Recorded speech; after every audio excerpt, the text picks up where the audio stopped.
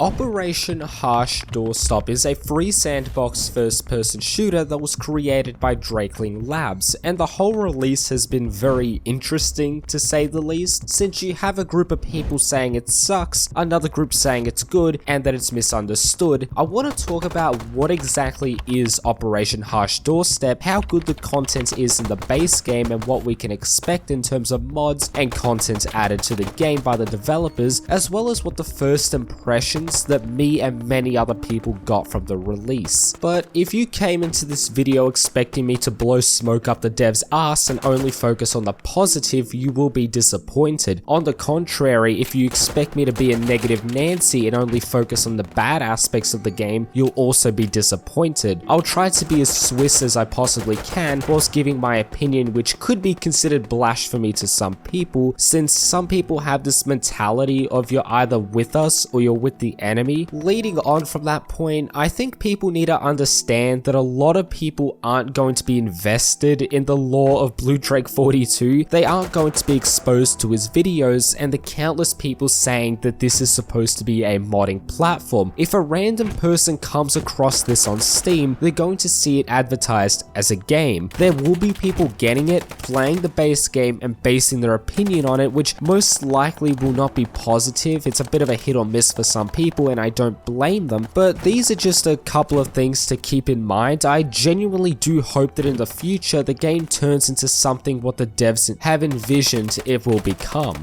But what exactly is Operation Harsh Door Knock? I imagine Blue Drake 42 woke up one day and had one look at the current standards of the gaming industry, and rather than bitching on Reddit and hoping to achieve something, he actually put his money where his mouth is and developed something, and I do admire that. But from my understanding, Operation Harsh Doorstop is more of a template for modders to go off and make whatever the hell they want. There's really no limit to what you can achieve, which is what the game or platform is advertised as. Do you not like tactical shooters? Well, you can make the game more like Call of Duty and casual if you want to. Do you want to add in third person? You can do that, it's already been done. Do you want to create a mod based on the movie Starship Troopers? It's already being developed and you can try it right now if you wanted to, and I also don't care what anyone says. I genuinely love that movie, and it absolutely traumatized me as a child. For the future.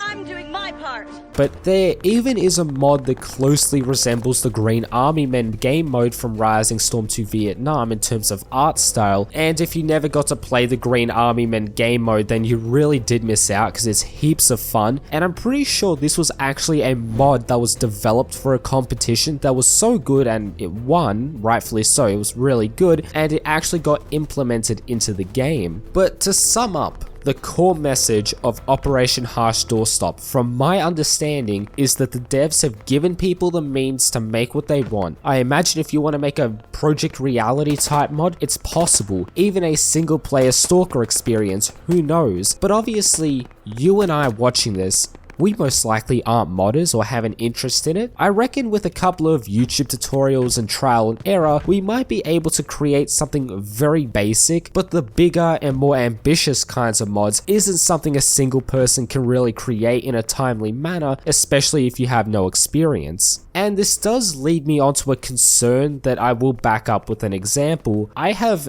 technically, air quotes, modded a game called Superpower 2, aka Stare at a Map Simulator, but the reason why I did this was because I love that game and I'm willing to dedicate myself to better it. I imagine a lot of real, proper, actual modders do what they do for the same reason. It also looks good on a portfolio to present to game companies, but loving the game as well as having an engaging community must definitely help. The example I'm going to use is a game called Superpower 3, which is absolutely terrible, probably one of the worst games, and I'm just so upset about the release. But staying on topic, a major selling point of Superpower 3 is that it would make it easier for modders to go and create something. They did cater to it and it was a selling point of the game, but the base game is legitimately so fundamentally flawed that it is inferior to Superpower 2 in almost every single way, and because of the base core foundation of the game being fundamentally flawed, you have no mods that have been made for it. There is no community creating content or even engaging with the game, but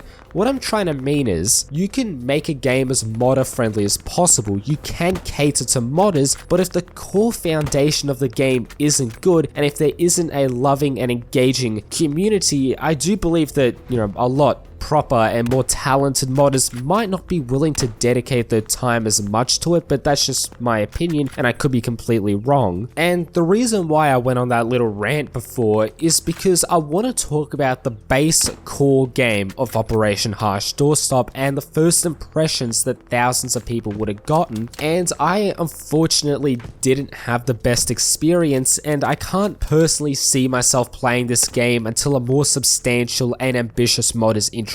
I do believe the devs should have done a little bit more to ensure the gameplay experience was a little better, and what I mean is they should have implemented a couple of quality of life improvements to break the gameplay cycle, which can also reduce player fatigue. And what I mean is, the main game mode at the moment is run towards an objective, shoot, die, respawn at main base, rinse and repeat, and it did become a little tedious at times. I feel like a placeable spawn point should have been introduced from the get-go that squad leaders can place down, even just a simple backpack or objective, nothing too fancy like the squad system. This is, however, a great mod idea that I could implement myself, but at the time of writing this, there was no auto download mods for servers like Armor has, which can make downloading heaps of mods that a server will run much easier and less tedious, because you can just hop in, download, and depending on your internet, if it's Australian internet, it might take, 10-15 minutes to do. But a game like Operation Harsh Doorstop that really advertises itself as this modding platform should definitely have had auto downloads right from the get-go, in my opinion. And the last thing that should have been implemented right out the gate, and this might be controversial, and that is anti-cheat. Is it really controversial to want anti-cheat? But I won't put 100% of the blame on the devs though, since server owners probably should have done a little bit better to counter the cheaters, which was completely rampant when I tried the game. But to sum it up, you had people running around with automatic grenade launchers, which I genuinely thought was a cluster bomb mod at first that I wasn't aware of, but you had people speed hacking, wall hacking, doing every kind of hack, and I did see people get fed up with this and leave the game. There definitely should have been a system in place to make it harder for it to happen, because I don't know how many people might have come into contact with these hackers and just gotten fed up and will most likely never return to the game.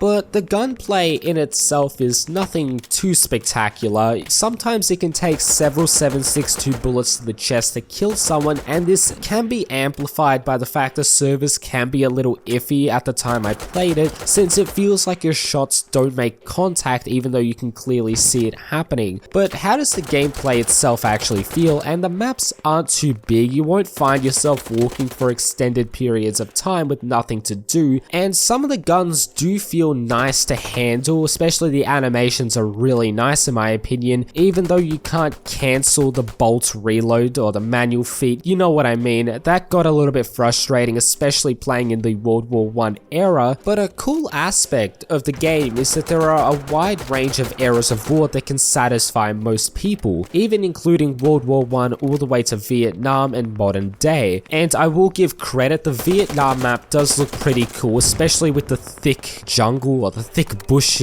That sounds so disgusting, I apologize, but it's genuinely nice sort of rummaging through the foliage and ambushing enemy GIs. And while the different eras of war is definitely a good thing, it can still feel repetitive because of that one game mode, and some people might say, well, you can easily just mod in AAS or Warfare, the tactical shooter staples for game modes, which I personally hope someone introduces the Insurgency, I think that's what it's called, game mode from Project Reality, which is just so much fun with the civilian mechanics and everything. But to sum up my first impressions, they definitely should have done a little bit more to ensure that the gameplay loop is much more replayable, because I just can't see myself dedicating my limited time to playing this until something substantial comes out. Also, before I get towards the outro of the video, I want to talk about what some other YouTubers are saying, and it's pretty fucking hilarious if I'm being honest. Obviously, the general consensus is that they don't like OHD. Some don't like it more than others, and they are more than welcome to that that opinion, obviously, because I do agree with some of the criticism that's been given to this game, but you have a certain YouTuber, not to name names since that's literally what they want, they basically go on a rant saying Big Fry and Tacti Gamer are in the wrong and that they're misinformed or creating fake news. But what I find funny is that, yeah, okay, Big Fry can be very negative at times, and I don't think he was even negative about OHD, he was very level-headed, but Tacti Gamer, he didn't even say anything harsh about the game. That's a funny thing.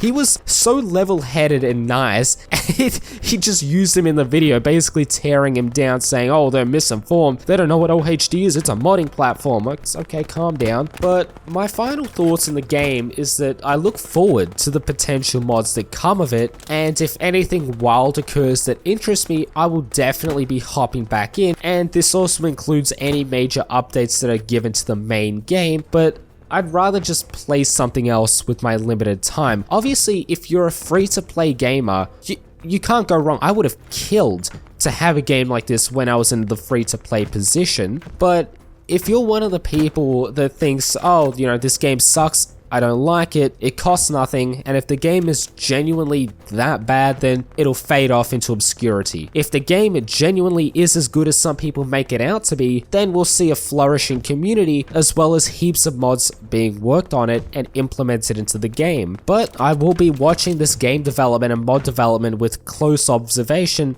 but I won't be hopping back into the game, unfortunately. But nonetheless, I'm going to end today's video there because if you did enjoy it, please do consider leaving a like, subscribing, sharing the video with your friends.